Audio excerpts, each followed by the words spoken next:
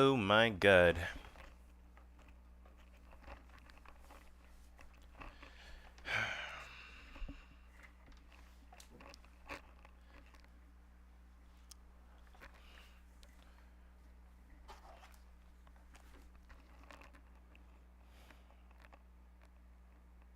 Whoa.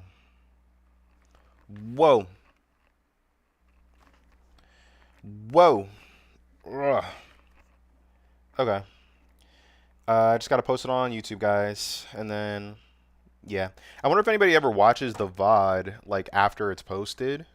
I don't really check. I mean, I guess I could. I wouldn't watch it, but I don't know. I leave them up because I'm nice like that. All right. Let's make sure that we're all good. Let's make sure we're all good here.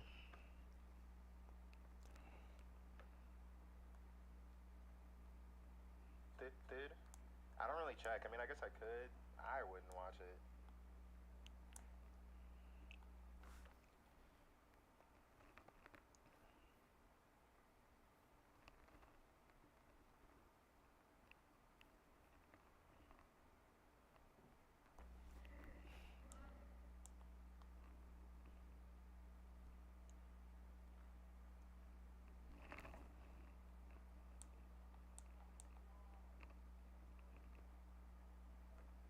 Sweet.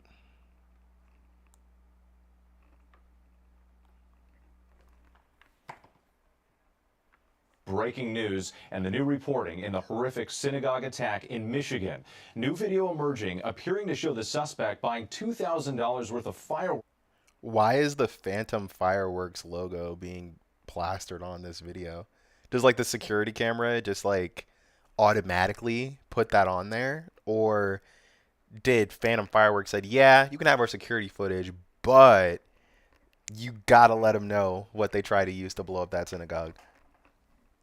Just 2 days before ramming his truck into Temple, Israel.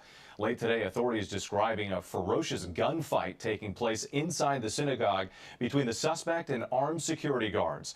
And what we're now learning about that suspect, a natural.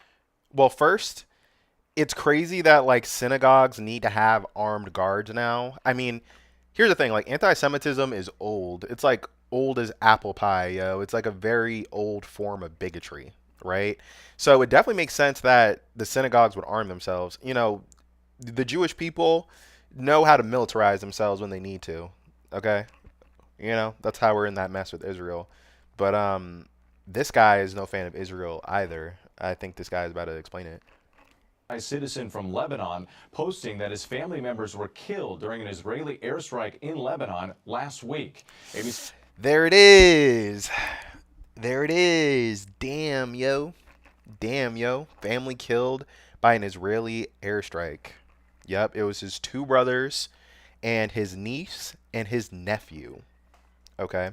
Now, I don't know if that family was involved in terrorism in Lebanon. I guess it's not like a 0% chance given the fact that this guy did this terrorist attack while he was an American citizen, right? But, I would wager that they probably weren't. Israel indiscriminately bombs civilians all the time. In fact, they kind of take pride in it. In fact, the people of their nation cheer them on when they do shit like that. So it's like, is it really that crazy? No. He must have been going through a lot. That being said, he's still a dickhead for this. Obviously, terrorism is bad, right? I'm a true patriot like that. Like terrorism is bad. It's bad when a person does it. It's bad when a country does it. America does terrorism all the time. We're kind of doing it right now in Iran, right? There's no way that the Iran war didn't aggravate this guy, you know? Alex Perez leads us off from Michigan with late details just coming in. Tonight, the chilling new video appearing to show the man police say drove a truck full of explosives and God damn. $2,000 worth of fireworks is what the reports are saying, yo.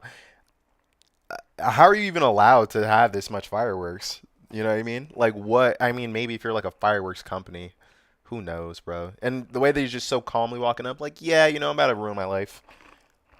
Man, and this lady, I bet this lady is going to be kind of haunted too. It's like, damn, I sold that motherfucker the fireworks.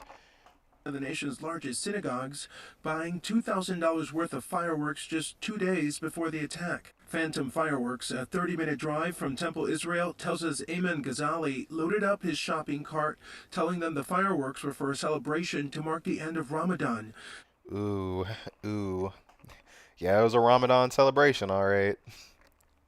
By the way, I think it's really Islamophobic when people claim like Islam is like particularly dangerous. Now, I don't want to ignore the reality that if there is a religious-based terrorist attack done by an individual, they're probably Muslim, right? But it's not because that stuff isn't in the Bible, right?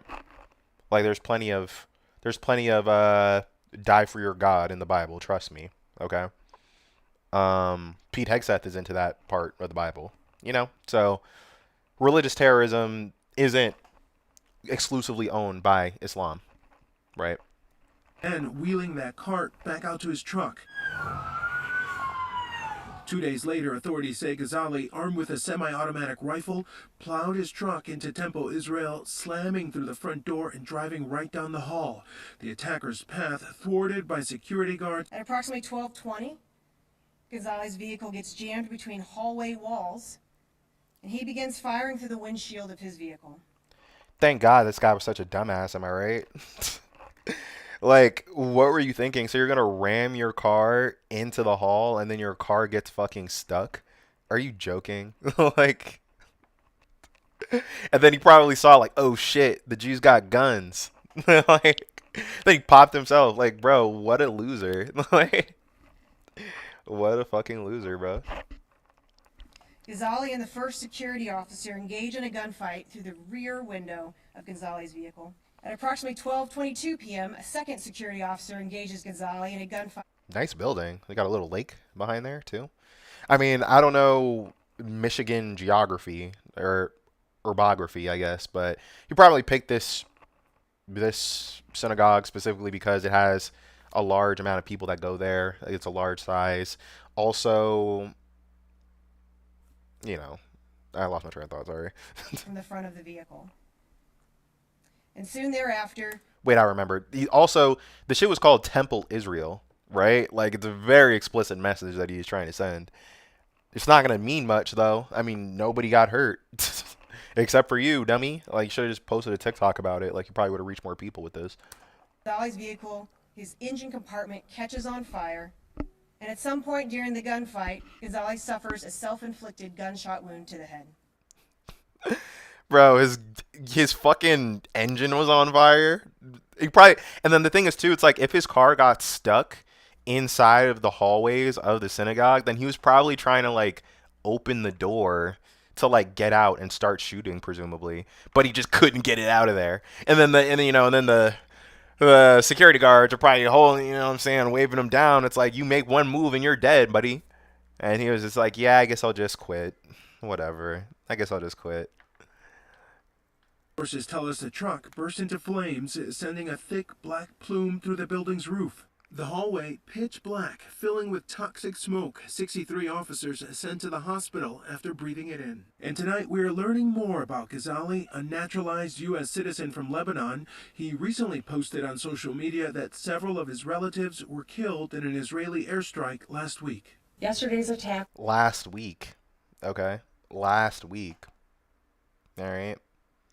And it sucks because and look, I don't know what this guy's background. Like, I've seen rumors that he was like a bad guy. Let's just say that. I don't want to circulate the rumors if they're not true. But even if he was a bad person prior to this, part of me still can't help but empathize with the situation. It's like, how do you even make your voice heard in that situation, bro? It's like your family is bombed by a country that you're allied with. You know, like your people, your homeland, took out your own family. Like, he was probably trying to make a splash in any way that he could, you know. And it's not like he's going to be able to attack any Israeli infrastructure, right? So he was like, next best thing, I'll attack these Jewish people peacefully congregating, right? A lot of this is on Israel, not even just for like the obvious reasons of them being an evil country that commits war crimes, but more because how do I say this? It's like the fact that Israel presents itself as an ethno state, right? Where if you're Jewish, you automatically have citizenship, and they often present themselves as like, we are the voice of the Jewish people, blah, blah, blah, blah, blah. People believe that, right? I don't think the Jews really believe that. I don't think all the Jews believe that, right? Like, you feel me? Random motherfucker in America probably doesn't say, "Oh, Israel speaks for me," right?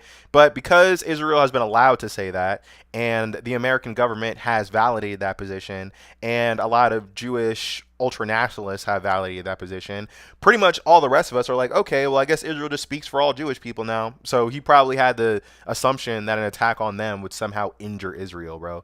Like, if anything, if this guy was successful and he took the lives of a bunch of normal ass Jewish people, Israel would just become more powerful because they'd be like, see what happens? You see what's happening, bro? You see how victimized we are? You know? And Trump would have just in lockstep did whatever they said, right? The Israelis run our government. Let's be real here. Anti-Semitism. It was hate, plain and simple. We will fight this ancient and rampant evil. We will stand together as we do it, and we will call it out. Okay. Anti-Semitism is a very ancient evil. Truly. Truly it is. Anti-Semitism is a disease. Okay? But Gretchen Whitmer, they didn't play it in the clip, but she said that, oh, we need to turn down the rhetoric. But it's like, I don't really know who's openly, like, shitting on Jewish people in the government, at least, right? You know, there are a lot of people on the street that probably have some anti-Semitic views and shit. But as far as, like, the political body of the United States, pretty much everyone is licking Israel's nuts. Okay? They're licking the Jewish race's nuts. You know, they're calling shit anti-Semitism that clearly is not.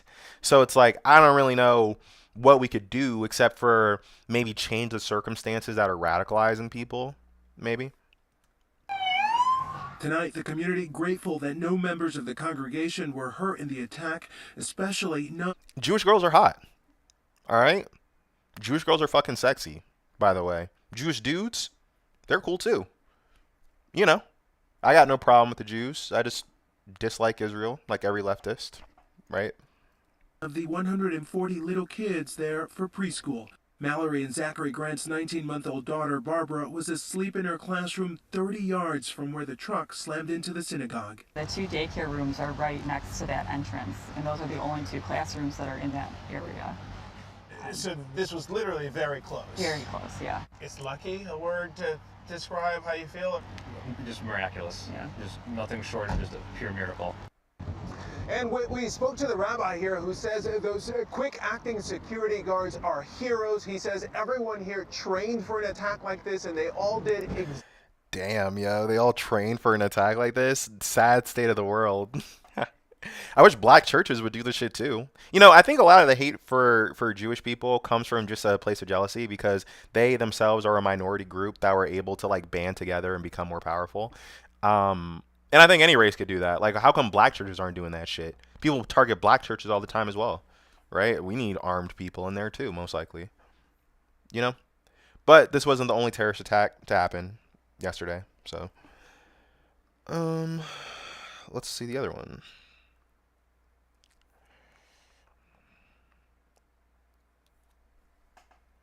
At Old Dominion University in Virginia. Tonight, authorities are now investigating the shooting as a possible terror attack. Sources say the gunman walked into a classroom, asked if it was an ROTC class, and then opened fire. Authorities say the gunman has ties to ISIS. ROTC is like the junior army, right? Like they train they train like young people, from my understanding, to pursue a military career later on in the future. Like, I remember I went to this super white middle school, right? And all the white boys were like, yeah, I'm ROTC, like, you know, whatever. Like they'd walk around in their like military uniforms and shit. It's kind of grooming, if you ask me. I'm not really a fan of the ROTC or the military in general, but obviously I'm not a fan of walking into the classroom and shooting at them either, right? Pierre Thomas. Showing up to ODU, 20 cop cars just went by. Tonight, terror on the campus of Old Dominion University in Norfolk, Virginia, with members of the school's ROTC program targeted by a suspect with ties to ISIS.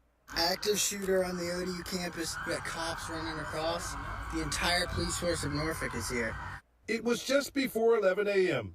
Police swarming the campus moments after a gunman opened fire in a classroom. All of a sudden we heard a commotion. A lot of people rumbling, starting to get up. We started running, and that's... I'm so glad I'm not in school anymore. Because you're really just a sitting duck, bro. Like, every school is a fucking target. Every single school.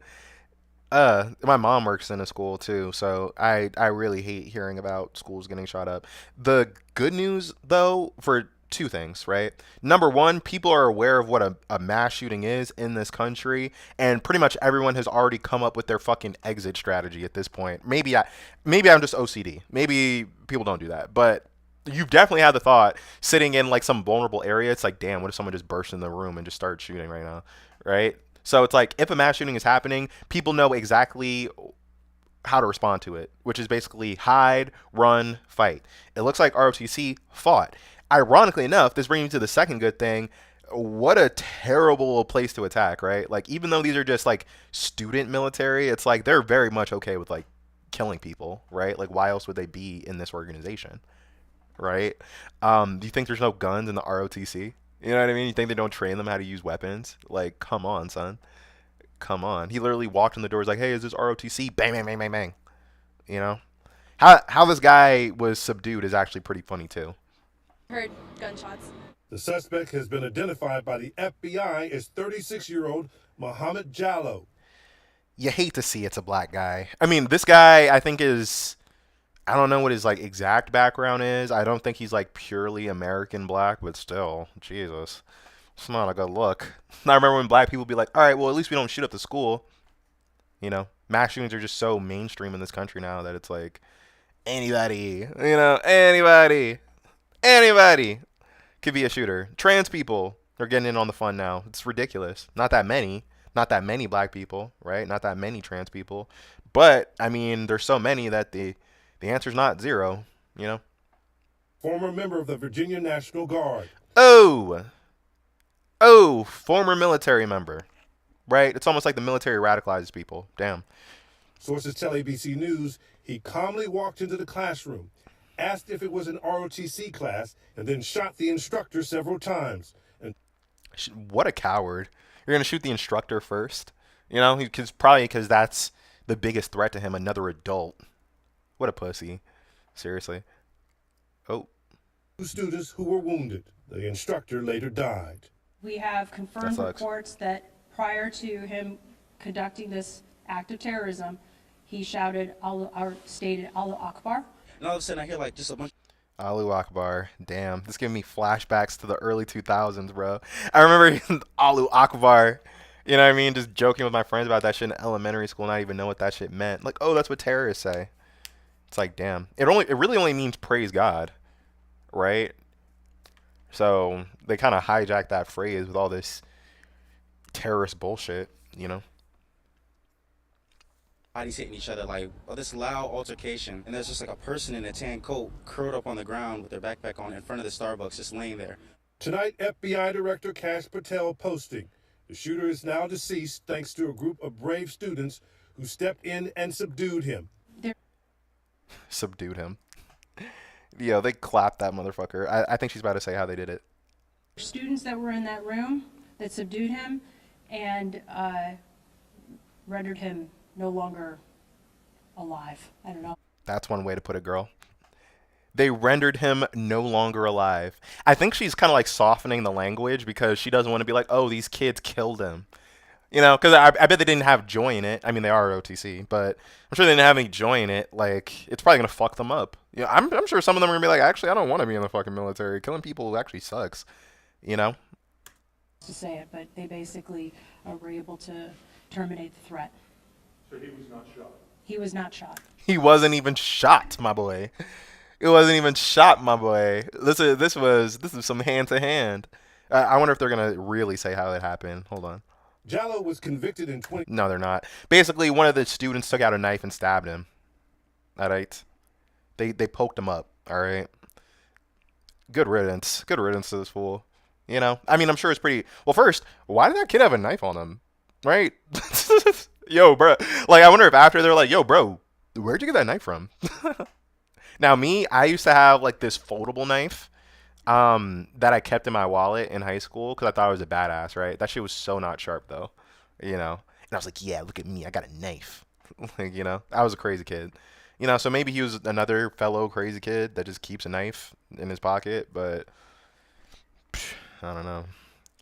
And I don't carry knives around anymore, or do I? Or do I? 16 of attempting to provide material support to ISIS for trying to acquire weapons for an attack on U.S. soil. He served 8 years of an 11-year prison sentence and was released in 2024. Damn. Did 8 years for providing material support to ISIS. And then also, too, he, like, in order to get released early, he was like, I'm disgusted by ISIS. ISIS is terrible. I mean, clearly not. Clearly not. I mean, you know, clearly came back to whatever shit he was on before. David Jallo was under a 5-year supervised release in which he was to check in with his probation officer regularly. And he was also subject to having his internet activity reviewed. But tonight, so many questions, including... I mean, shit, bro. Like, I think this is just kind of proof that, number one, you can't really rehabilitate someone from being radicalized to being a terrorist. That kind of sucks. I mean, maybe in other cases, but clearly that didn't work here. Number two, they were monitoring his internet information, but clearly these thoughts were still ruminating. Clearly he could indulge with this culture in some kind of way to the point where he got brought to this, you know? Also, again, like the other story, there's like no way that this isn't at least partially inspired by the shit that's going on in Iran right now. Like, why now? Why now? Right? Like, what radicalized him all of a sudden? How do you get a gun, by the way? What the hell? You're a felon and a terrorist. Like, how the fuck do you even get a gun in the first place? How a convicted felon got a gun, Yeah. whether he had recently been under surveillance. David? Yeah, major questions moving forward here, Pierre. Thank you. They said nothing could fix it, but... All right. All right.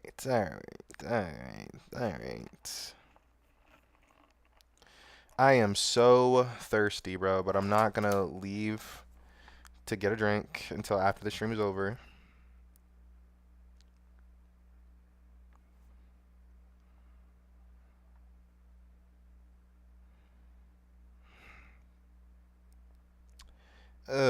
Text my mom real quick.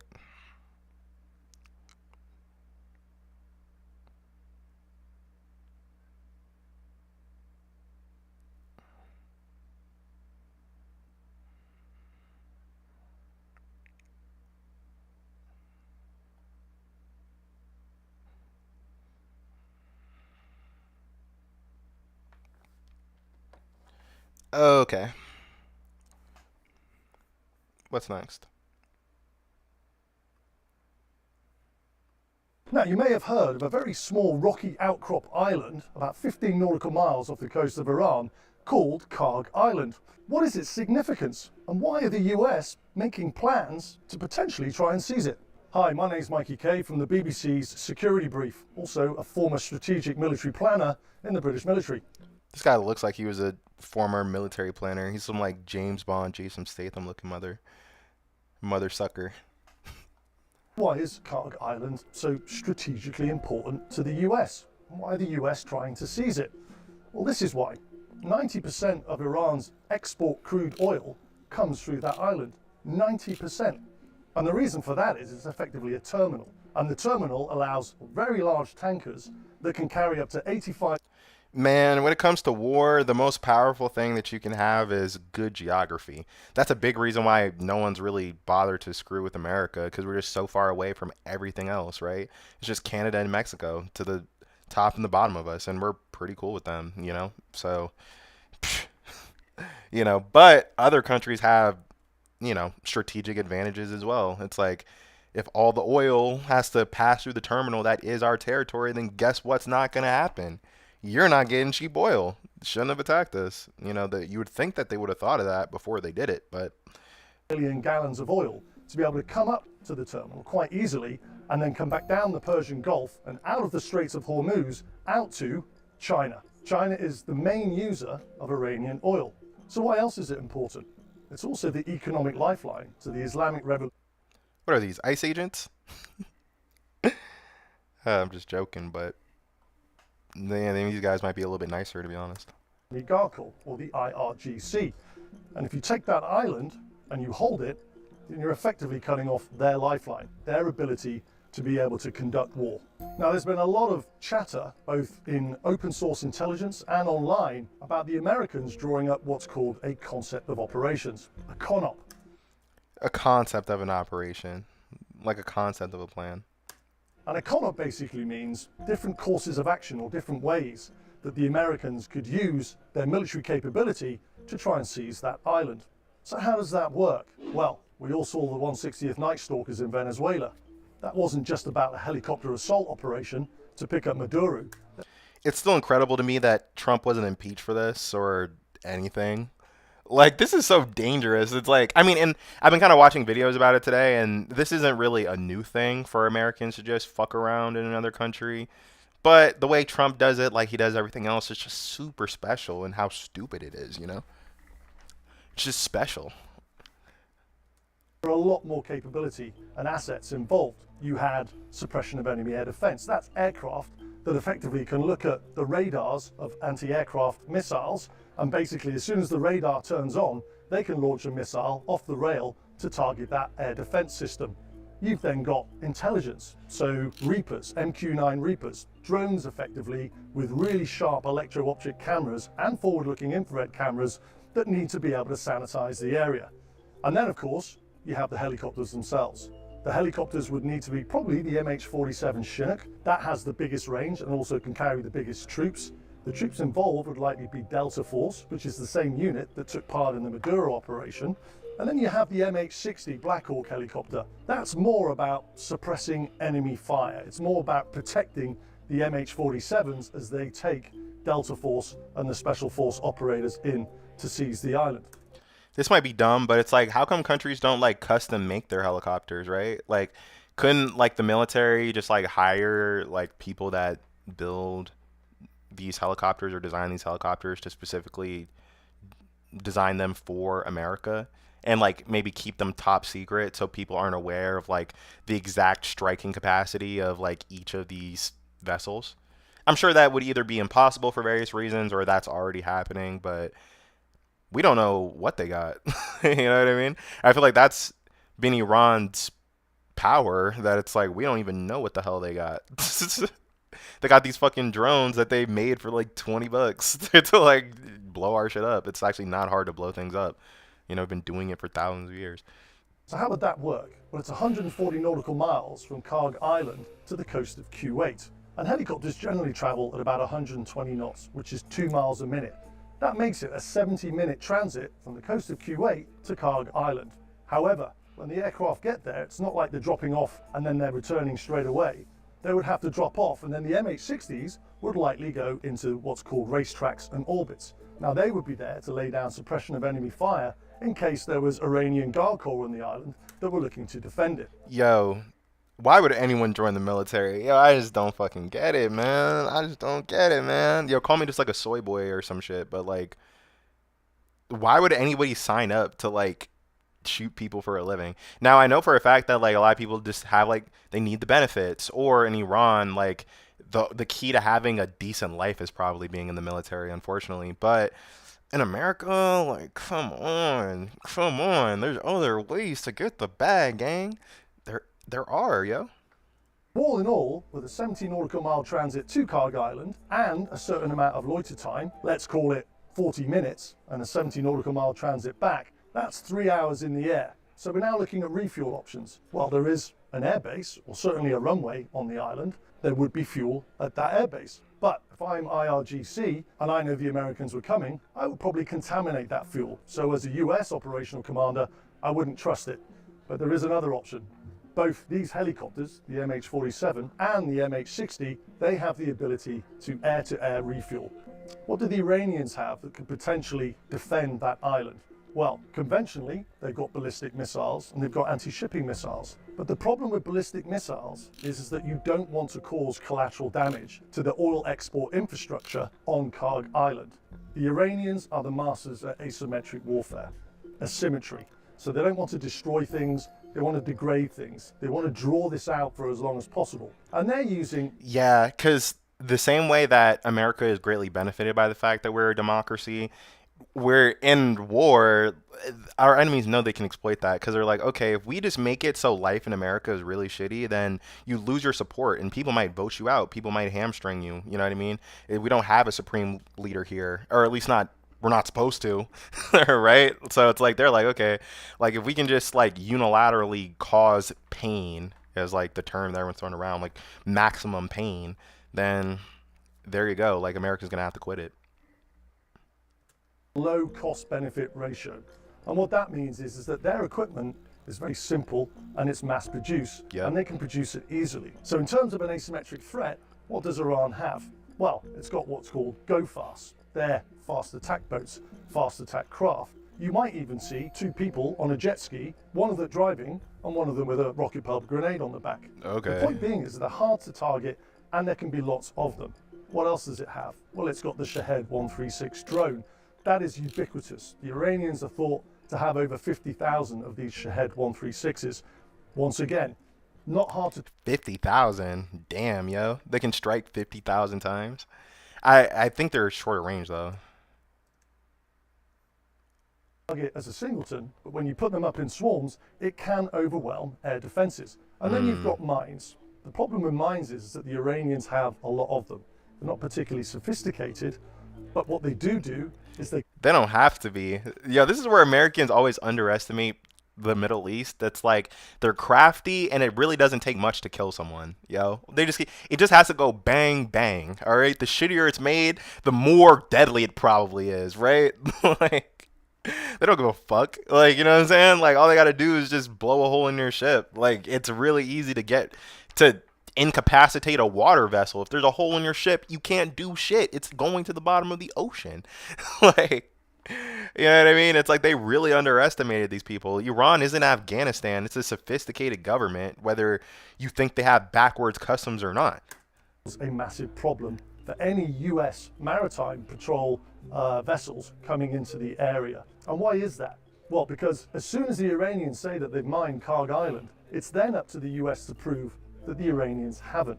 And that takes a lot of time, manpower, and resource. Yeah, it's like, is it even going to be safe for them to like check the water for mines? It's like, that sounds like a full-time job. And especially if the Iranians don't want them doing that, they need to have complete control, which, oh my God, probably means that there's going to be boots on the ground. Right? Well, it looks like we have some proof of that coming right up.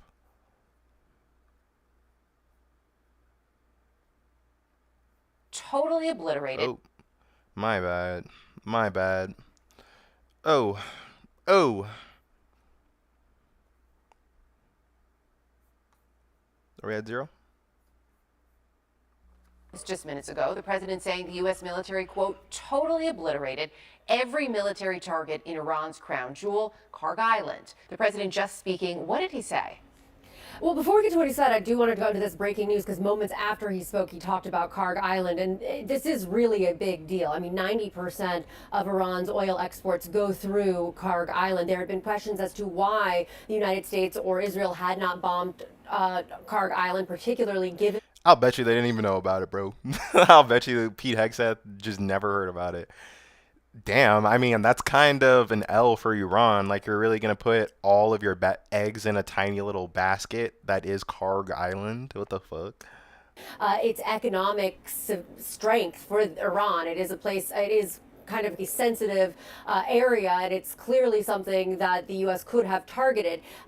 President Trump had been asked questions about this. He kind of evaded the answer earlier today. Now, here's what he said. Because there is so much oil infrastructure in this area, he specifically says, I have chosen not to wipe out the oil infrastructure on the island. However, should Iran or anyone else do anything to interfere with the free and safe passage of ships through the Strait of Hormuz, I will immediately reconsider this decision. There is a... Okay, well, first of all, if Donald Trump says it, assume that it's like 99% lies, right?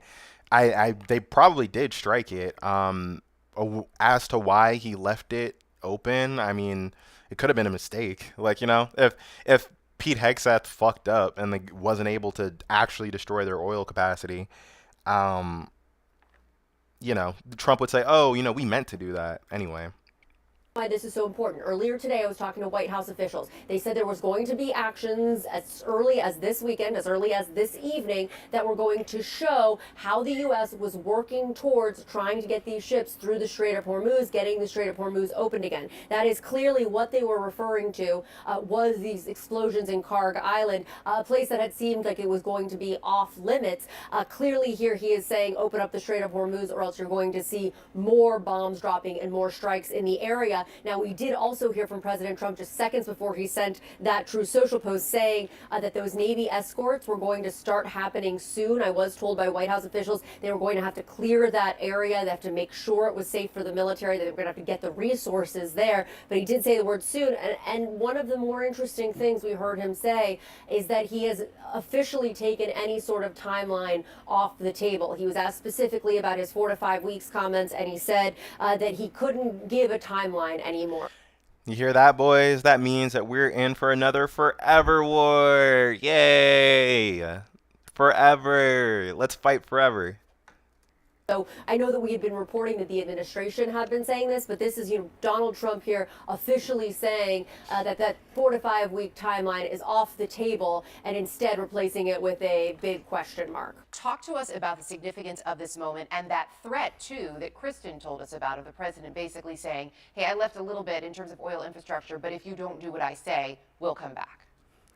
So, Erica, Karg Island, you see it on the map there. It's about 25 miles off the coast of Iran, very northern part of the Gulf. It is the valve for Iran's oil economy, and of course, they're almost wholly dependent on their oil economy for their own government revenues. The Gulf is very shallow, and Karg Island, that small island there, it's about 8 by 9 square miles.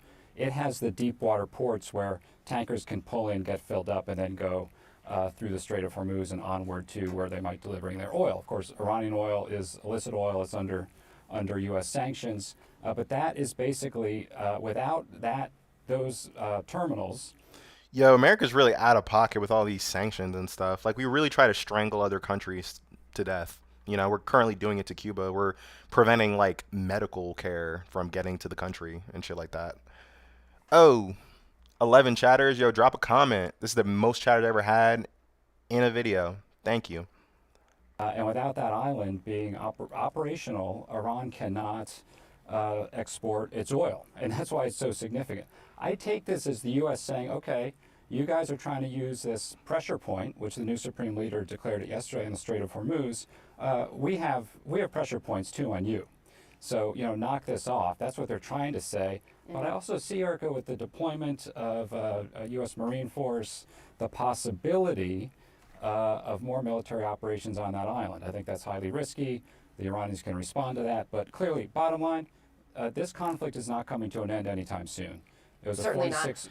Yeah, like, this conflict isn't coming to an end anytime soon. Like, even if they are able to mount Karg Island, the Iranians will still fight, and if they occupy Karg Island, like it seems like they'd have to, then the Iranians are going to pull up, like, get off of our shit. So what's left here? 6 weeks was said at the beginning. That's basically the CENTCOM plan. I think it might go on a little bit longer than that. And the president, as Kristen was just reporting, taking that off the table. When we look at this moment and the Karg Island piece of it now that is being brought in, I mean, Brett walked us through the significance of this. But the fact that, as he pointed out, we have potentially this unit of up to 2,500 Marines and sailors going in. They are also well versed in combat operations. Yes. With all of this playing out tonight, is that how you would envision perhaps these forces being used? Is perhaps needing to go to Karg Island? Perhaps, but I'd be reluctant to put boots on the ground in this area for a number of reasons.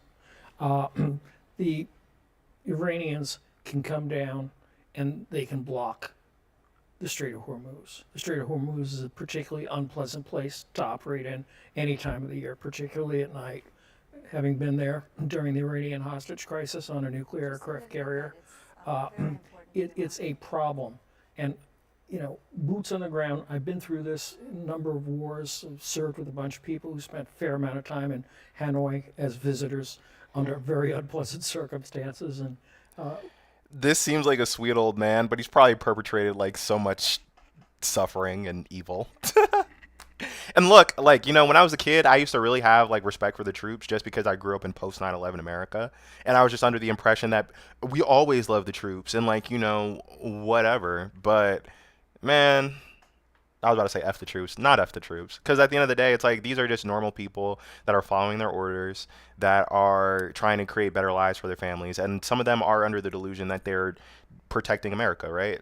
So not F the troops. But fuck like the military mentality, right? Like everyone that's in the military should go in knowing I'm working for an evil organization, and any kind of fucking malicious action that they try to direct me to do, I'll directly oppose, right? Because that's my duty as a patriot, to make sure that the American army isn't promulgating evil across the world. You know, that's the only way that I feel like people should come into the military, okay? And it's okay to be proud, because there's definitely been times where the American military has been the heroes. Rare circumstances, but it has been done, all right? You know. great heroes. But if we start putting boots on the ground, how do we ensure that they're protected? How do we ensure that they get out if we have to? So that's the Yo, Pete Hegseth and Donald Trump would throw their lives away. Let's be real here. I mean, it's not even a secret. Like, Pete Hegseth has like a whole book on his fucked up military philosophy. I mean, he's been asked by reporters. It's like, yeah, like a bunch of people died. Like, how do you feel about that? It's like, yep, this is war. You know, I guess you would need to have that mentality, but it's screwed up. You know, it's screwed up. Hopefully, he like spoke to their families directly. You know, a good Secretary of Defense would say, Mr. President, please, under no circumstances can we do this. no problem, I say. In Tempe, your voice matters. Participate. It raises a lot of red flags for you. Yeah, we'll end the stream right there.